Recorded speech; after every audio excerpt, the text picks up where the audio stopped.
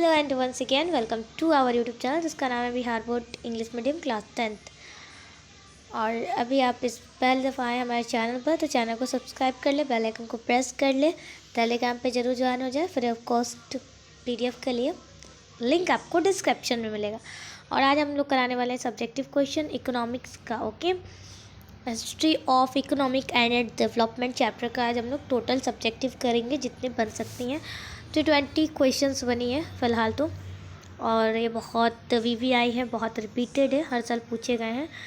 And I think years भी mention है, जैसा कि आप देख सकते हो कौन कौन से ईयर में ये पूछे गए हैं। तो ईयर आप लोग देख सकते हो 2017, 2019, 2021 वाला ये बिहार बैकवर्डनेस वाली क्वेश्चन पूछी है। ठीक है, तो अब इसकी इम्पोर्टेंस तुम लोग खुद समझो सब कि ये इतने साल पूछी है तो रिपीट हो सकता है। तुम लोग देखो यहाँ पर कि क्या हो रहा है कि 1 ईयर गैप है। ठीक है, यहाँ 17, 18 फिर 19, मतलब 1 ईयर करके आ गया है। ठीक है, तो अब सोचो 22 में आया, ठीक है 24 में आएगा, 25 में। ओके, मैं तो 2-2 साल का दे रही हूँ ना, या मतलब ऐसे लाइक 23 ऐसे करके आ जाएगा, समझे।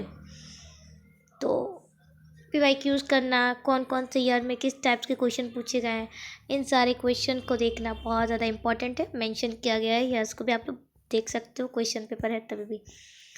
तो इसकी चिंता मत करना, PDF कहाँ से लेना, PDF आपको हमारे टेलीग्राम पे मिल जाएगा फ्री ऑफ कॉस्ट। तो चलो देखते हैं कौन कौन से क्वेश्चंस हैं जो आप लोग के एग्जाम में पूछे जा सकते हैं। तो पहला क्वेश्चन है, what are the factors of production in economics. कौन कौन से फैक्टर्स हैं इकोनॉमिक के प्रोडक्शन में, एग्जाम्पल्स के साथ बताइए। ये क्वेश्चन 2014 ईयर्स में पूछा गया। 5 फैक्टर्स होते हैं इकोनॉमिक्स से, लैंड यानी ज़मीन, भूमि, लेबर, कैपिटल, ऑर्गेनाइजेशन और नेचुरल रिसोर्स। ये सारे क्या है, फैक्टर्स हैं। ठीक है, किसके, इकोनॉमिक प्रोडक्शन के। क्वेश्चन नंबर 2 आपसे पूछा जाता है कि इंक्लूसिव ग्रोथ क्या, आप क्या समझते हो। ओके, तो हम बता रहे थे कि सेकेंड जो क्वेश्चन है, what do you understand bye inclusive growth. ठीक है, इंक्लूसिव ग्रोथ से आप क्या समझते हैं। तो ये मैंने क्वेश्चन बहुत बार मेंशन किया है अपने जो मतलब वीडियोस में, सब्जेक्टिव की वीडियो में, और बहुत बार एक्सप्लेन किया है। एनी टाइम एक बार और सही, ठीक है, एक्सप्लेनेशन के साथ आपको समझाते हैं। The process by which the standard of living of all section of society is right and no section of society remains untouched by the benefits of development, such development is called inclusive development. Is called development, the action is called inclusive growth. ठीक है, तो यहाँ कहा जा रहा है कि वैसी प्रोसेस, अगर कोई भी एक्ट आती है जिससे कि सोसाइटी में किसी एक को भी प्रॉफिट मिलती है, यानी सबको प्रॉफिट मिल रही है, लेकिन रिच, पुअर और मिडिल क्लास, ये तीन होते हैं ना, तो इनको आप लोगों को ऐसा नहीं है कि आपको जो अमीर लोग हैं यानी रिच पीपल है उनके पास भी ये एक्ट जाए, उन्हीं का जो रहने का स्टैंडर्ड है वो चेंज हो, ऐसा नहीं होना चाहिए। यानी इन तीनों के पास इक्वलिटी से आपको क्या जाना चाहिए, वो एक्ट जाना चाहिए। अगर कोई चीज़ सोसाइटी में बेनिफिट के तौर पे आ रही है और डेवलपमेंट होने की रीज़न बन रही है, तो ठीक है, ये चीज़ें मेंशन है। ठीक है, तो इसी को कहते हैं इंक्लूसिव गवर्नमेंट। देन बात करेंगे what is sustainable development. Sustainable development किसे कहते हैं, इसका आप साल में देख सकते हैं 2021 एंड 2022 में भी पूछा गया, इसको 2016 में पूछा गया। ठीक है, तो बात करते हैं कि इसमें a process of economic development, एक इकोनॉमिक डेवलपमेंट का ऐसा प्रोसेस जिसमें रिसोर्स को अपने माइंड में रख के, यानी देखो मैं बताती हूँ, in which resources are use keeping in mind the development of not only the present generation but also the future generation, और if this happen then we call such economic development sustainable development. यानी अगर अभी के time में वैसे process economic development, अगर हम कोई भी रिसोर्स को यूज़ कर रहे हैं तो उसको अपने दिमाग में ये रख के यूज़ कर रहे होंगे कि हमारे प्रेजेंट यानी अभी का जो जनरेशन यूज़ कर रहा है, लाइक मैंने यूज़ किया तो मेरे आने वाली जो जनरेशन होगी, मेरे बाल बच्चे होंगे या मेरे उनके से उनके होंगे लाइक, तो फिर क्या होगा ना कि उनके लिए ना, जैसे कोयला अगर मान लेते हैं तो ये एक लिमिटेड है, इसको ख़त्म होने में बहुत ज़्यादा, मतलब बहुत ज़्यादा अगर हम यूज़ करते हैं, बर्बाद करते हैं इसका, तो क्या होगा, ये बहुत जल्दी ख़त्म हो जाए। तो इसको हमें क्या करना है, अपने नेक्स्ट जनरेशन के लिए बचा के रखना है। ठीक है, अगर इसी काम को करते हैं हम लोग तो उसको सस्टेनेबल डेवलपमेंट कहते हैं कि कोई भी रिसोर्सेज लिमिटेड है लेकिन हम नेक्स्ट जनरेशन के लिए थोड़ी सी केयरफुल होकर अगर उसको यूज़ करते थे, देन उसको हम लोग फ्यूचर जनरेशन कहते हैं। क्लियर, सॉरी फ्यूचर जनरेशन नहीं कहते हैं, सस्टेनेबल डेवलपमेंट कहते हैं अगर हम फ्यूचर जनरेशन के लिए बचा रहे हैं तो।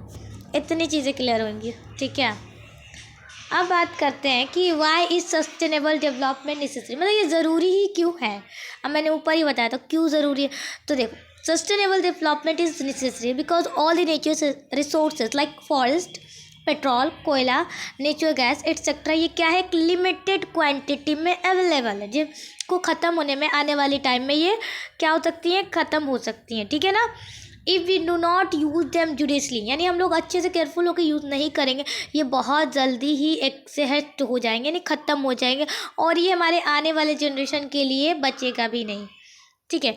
That is why we have to use the resources judiciously so that the coming generations also get the benefit, यानी अगर हम इसको केयरफुल होकर यूज़ करते हैं तो हमारे आने वाले जनरेशन के भी फ़ायदे हो सकते हैं, होंगे, इसलिए हमें इनको जुडिशली यूज़ करना पड़ेगा, कम यूज़ करना पड़ेगा। अगर कोयला से इलेक्ट्रिसिटी बन रही है तो उसका हम निकालेंगे कि कुछ दूसरी भी चीज़ आ जाए ताकि उससे हम लोग इलेक्ट्रिसिटी को ले सकें, ठीक है, प्रोड्यूस कर सकें, और कोयला को हम लोग बचा सकें, ठीक है, ताकि हमारे आने वाले जनरेशन के लिए, ठीक है ना।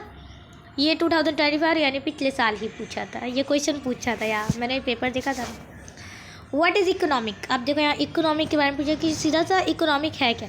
इकोनॉमिक इज अ सिस्टम और framework under which various of types of the economic activity carried out are called economic, यानी इकोनॉमिक एक सिस्टम है, इकोनॉमिक एक फ्रेमवर्क है जिसके अंदर बहुत टाइप्स के वेरियस ऑफ टाइप्स आते हैं इकोनॉमिक के, जिनमें क्या होते हैं, कैरिड आउट की जाती हैं एक्टिविटीज़ को, उसको कहते हैं इकोनॉमिक। जैसे agriculture, industry, trade, banking, communication, okay, insurance, transport, इस सेक्टर, ये क्या है, इकोनॉमिक है, ठीक है। The next is what is capitalist economic. Capitalist economic क्या है, 2017 में पूछा गया है। एन इकोनॉमिक इन विच, ये सारे शॉर्ट आंसर है, ठीक है, शॉर्ट क्वेश्चन के हैं, एंड इसके नीचे देखिएगा तो लॉन्ग वाले भी आएंगे, ठीक है। तो ऐसे जो चैप्टर्स है ना बन सकते उतने मैंने बनाया, शॉर्ट और लॉन्ग, तो तुम लोग इसको ज़रूर याद करो, लिखोगे, मैं PDF दे दूँगी, लेकिन लिखना ज़रूर।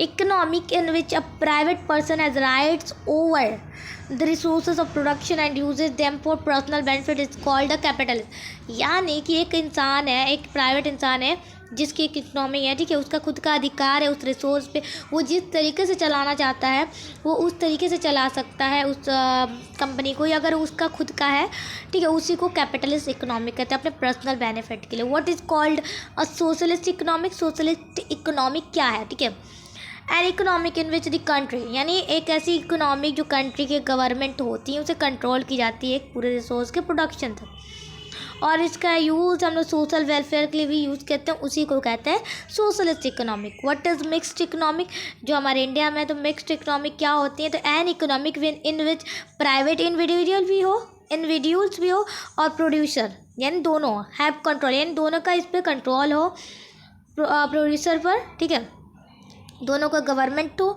अथॉरिटी हो, देन उसको कहते हैं mixed economic. The economic is a mix of capitalist and socialist economy, यानी मैंने ऊपर समझाया कैपिटलिस्ट क्या है। कैपिटलिस्ट यानी एक खुद का जिसका है, प्राइवेट इंसान का, जिस पे उसकी खुद का मतलब कहते हैं ना रूल्स रेगुलेशन चलेगा। सोशलिस्ट जो गवर्नमेंट के द्वारा, ठीक है, लेकिन मिक्स्ड जो ना मतलब दोनों की उसका खुद का भी है, एंड सोशलिस्ट, कैपिटलिस्ट और सोशलिस्ट इंक्लूड है दोनों, देन उसको कहते हैं मिक्स्ड इकोनॉमिक। क्लियर, इतना सिंपल। व्हाट इज़ HDI, ठीक है, HDI इसका फुल फॉर्म में पूछता है ह्यूमन डेवलपमेंट इंडेक्स 2025 ना 2024 में पूछा था, ठीक है, okay. The human development index एक इंडिकेटर होता है जिसको सोशल इकोनॉमिक प्रोग्रेस को कंट्री का मेज़र किया जाता है, ठीक है, क्या कहते हैं, मेज़र किया जाता है। ये 3 डायमेंशन पर मेज़र होते हैं, लाइफ एक्सपेक्टेशन यानी हेल्थ, एजुकेशन लेवल और जीने के तरीके यानी स्टैंडर्ड ऑफ लिविंग यानी पर कैपिटा इनकम, इन तीनों पर ये डिपेंड करता है डायमेंशन पर। The next is what is the importance of economic infrastructure, यानी इकोनॉमिक इंफ्रास्ट्रक्चर से आप क्या इम्पोर्टेंस है लाइफ में, क्या महत्व है, ठीक है, ओके। तो मैं यहाँ बता दूँ इकोनॉमिक इंफ्रास्ट्रक्चर एक बहुत इंपॉर्टेंट रोल निभाता है डेवलपमेंट ऑफ एक देश के डेवलपमेंट के लिए, एक फाउंडेशन ऑफ द इकोनॉमिक होता है। इकोनॉमिक इंफ्रास्ट्रक्चर एक एजुकेशन है जो कंट्री इकोनॉमिक को डेवलप करता है, जैसे लाइक डिपेंड अगर ट्रांसपोर्ट इंडस्ट्री डिपेंड है इस पर, ठीक है, और टेलीकम्युनिकेशन, बैंकिंग, ये सारी चीज़ें उसमें आती है। व्हाट इज़ इकोनॉमिक प्लानिंग, यानी इकोनॉमिक प्लानिंग क्या है, ओके 1 सेकेंड, अरे Okay, utilize the resources of the country as per the primary needs of the nation using development is called economic planning. Economic planning in India creates planning commission, यानी resource का utilise करना देश में है। जैसे primary needs क्या है nation की, उसके साथ उनकी डेवलपमेंट कराना, देन उसको कहते हैं इकोनॉमिक प्लान, या एक प्लान बनाना कि रिसोर्स को किस तरीके से यूटिलाइज करना है, उसको इकोनॉमिक प्लानिंग हमारे इंडिया में देखी जाती है। इसमें इकोनॉमिक जो प्लानिंग होती है क्रिएट क्या करता है, कमीशन को क्रिएट करता है। The next is what is economic planning. देखो सेम चीज़ है, बस यहाँ पर ऑब्जेक्ट को, मेन ऑब्जेक्ट क्या है, तो सिंपल से इसका डिफिनेशन लिखेंगे जो मैंने ऊपर ही समझाया, ठीक है। Made up by the planning commission, ये सारे मैं जब ऊपर समझाया था ना, using the resource of utilization, ये सारी चीज़ें प्राइमरी नीड्स का हम लोग नेशन को देते हैं, उसको इकोनॉमिक। अब बताते हैं मेन इसका जो इकोनॉमिक प्लानिंग का ऑब्जेक्ट क्या क्या है। दोनों चीज़ें पूछ सकते हैं। देखो ये पूछेगा तुमको शॉर्ट्स में, ठीक है, शॉर्ट्स में 2 नंबर में पूछ लेगा, ठीक है ना।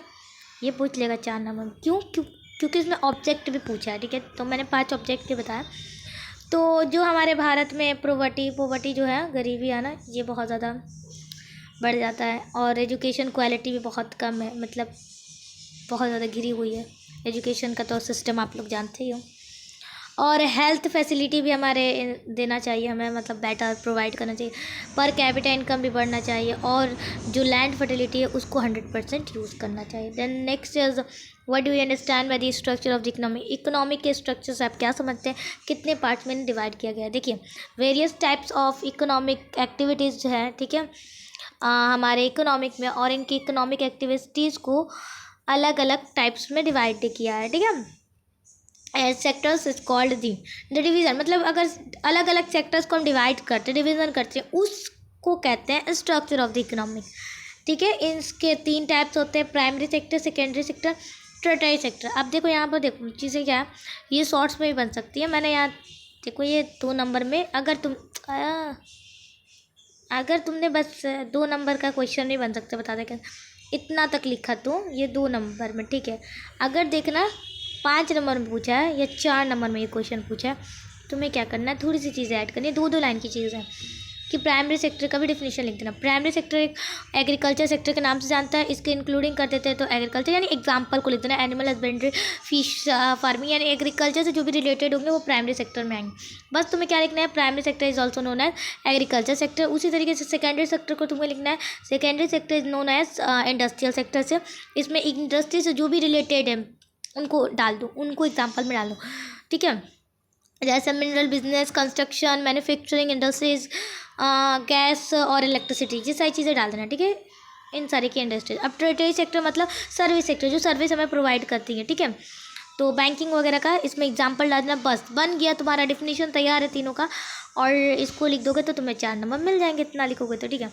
अब देखो यहाँ पे पूछा है इकोनॉमिक क्या, फिर से पूछा जा रहा है इकोनॉमिक क्या। ऊपर मैंने डिफिनेशन बताया, तुम्हें बस चीज़ों को ना अच्छे से ना ऑर्गेनाइज करना है। देखो 2 नंबर में ये भी पूछ लेगा, ठीक है, ये अगर 2 नंबर में पूछ लिया, ठीक है, तो ये पूछेगा नहीं। अगर बाई चांस 2 नंबर में नहीं पूछा ना, तो पक्का ये वाला पूछेगा, तो ठीक है। एक को याद कर, क्या ही प्रॉब्लम है इसको, एक को याद करोगे ना तो ये हो जाएगा, यानी ये लॉन्ग वाला थोड़ा याद कर लेना। इसमें क्या करना है तुम्हें कि डिफिनेशन याद कर ले तुम्हें। इकोनॉमिक क्या है, इकोनॉमिक एक सिस्टम है जिसके अंदर बहुत तरीके के इकोनॉमिक एक्टिविटीज़ आते हैं, ठीक है, उसको इकोनॉमिक कहते हैं। अब बात करते हैं कि सेक्टर्स क्या है, प्राइमरी सेक्टर, सेकेंडरी सेक्टर, और बात करें तो टर्टियरी सेक्टर। अब बताओ, मैंने ऊपर ही तुम्हें बताया ना प्राइमरी सेक्टर क्या आते हैं, एग्रीकल्चर। मैंने इसलिए ये लाया ना कि ताकि तुम्हें ना थोड़े तुम होशियार हो जाओ कि चीज़ों को लिखना तुम्हें किस तरीके का, हर चीज़ रटोगे तो कहोगे कि ये मैंने अभी लिखा, मतलब एक चीज़ को याद करोगे ना, एक चीज़ को समझोगे तो दूसरा तुम्हारा आंसर रेडी होगा, ठीक है। इकोनॉमिक में ये वाली चैप्टर का मैंने बता रही हूँ, ठीक है। तो इस तरीके के क्वेश्चन बनेंगे। तो फिर से तुम ये वाला डिफिनेशन लिख देना है। तो वही चीज़ें पूछिए, मैं थोड़ी सी चीज़ों को चेंजेस ला दिया है क्वेश्चन में, समझे। अब देखो 15 नंबर हमसे पूछा जा रहा है कि what are the reason of Bihar economic backwardness, ठीक है। बिहार का पिछड़ा इकोनॉमिक क्यों है, मतलब सबसे उनका ये चीज़ें क्या है कि बैकवर्डनेस क्या है, बिहार का रीज़न क्या है, उनको हटाने का भी बताया जाए। तो देखो रीज़न क्या है ना कि जो पॉपुलेशन है वो बहुत ज़्यादा जल्दी से बढ़ रही है, इन्फ्रेक्चर इकोनॉमी की वो भी बहुत कम है, और बहुत ज़्यादा लोग जो है ना, जो पॉपुलेशन है आधा से ज़्यादा हमारे भारत की, वो 80% क्या है, एग्रीकल्चर पे डिपेंड है। अगर वो एग्रीकल्चर पे डिपेंड है तो उनकी जो इनकम होगी बहुत धीरे होगी, और बहुत सी चीज़ें जो होती हैं ना, क्या बोलते हैं, बाढ़ और सुखाड़ की वजह से फैक्टर है। और इंडस्ट्रियल बैकवर्डनेस तो है ही, गरीबी है ही, और बहुत ज़्यादा बुरी लॉ और ऑर्डर ये सारे पास हो चुके हैं। देन उसके बाद से बात करें तो लैक ऑफ इफ़िशिएंट एडमिनिस्ट्रेटिव, मतलब सरकार की बहुत ज़्यादा इफ़िशियंटी वाली कमी है। अब इसको हटाने का कारण ये बताइए, मेजर बताइए, कुछ चीज़ें बताइए जो हम इसे हटा सकते हैं। देखो, पहले तो पॉपुलेशन को कंट्रोल में रखो, पॉपुलेशन कंट्रोल में रहेगा तो धीरे धीरे इनकम आएगा, ठीक है। और जो चीज़ें एग्रीकल्चर में उनको डेवलप करो, डेवलपमेंट लाओ, और बाढ़ को रोको, सुखाड़ को रोको, इंफ्रास्ट्रक्चर डेवलपमेंट करो, इंडस्ट्रियल को डेवलपमेंट करो, गरीबी को हटाओ, ठीक है।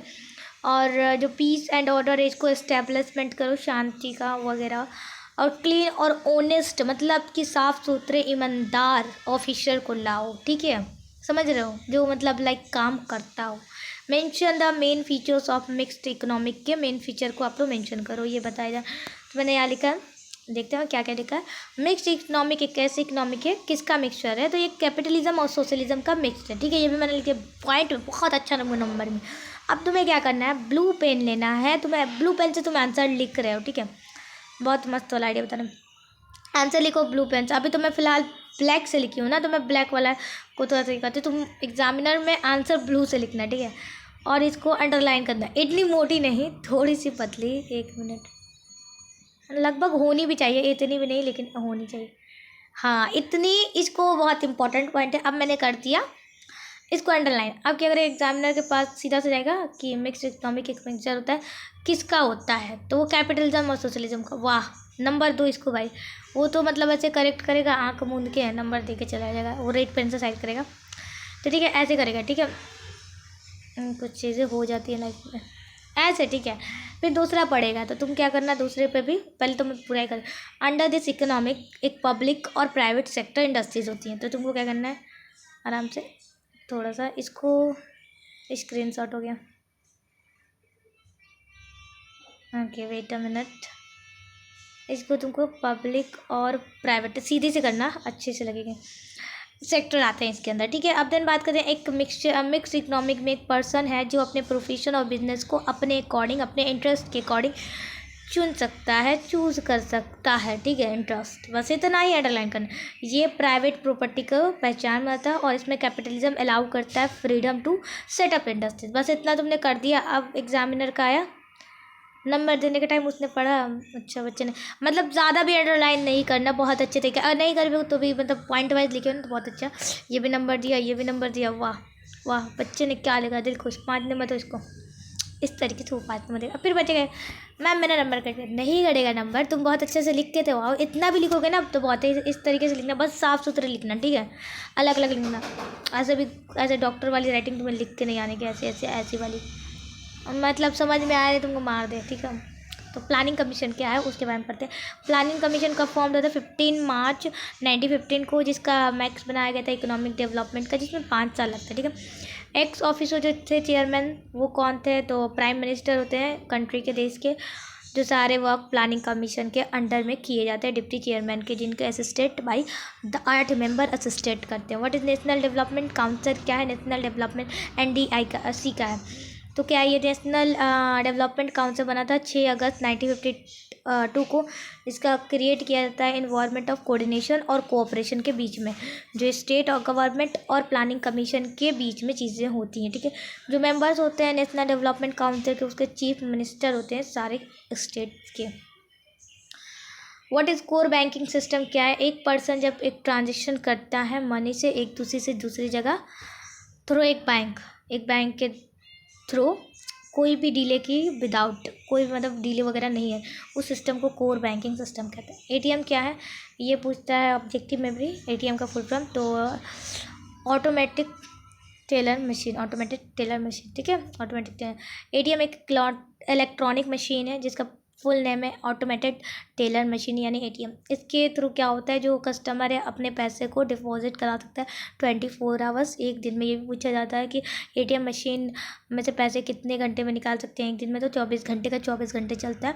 ये जो प्रोवाइड करता है सर्विस 24 आवर्स करता है, यानी ऐसा नहीं ऑप्शन में 2 आवर्स देगा, 3 आवर्स देगा, 16 आवर्स देगा, तुम्हें 24 आवर्स पे टिक करके आना है। ये भी बहुत इंपॉर्टेंट है, इसलिए मैंने बताया। तो इसका मैं PDF तुम लोगों को कहाँ दूंगी, टेलीग्राम पे। चैनल को सब्सक्राइब कर लो।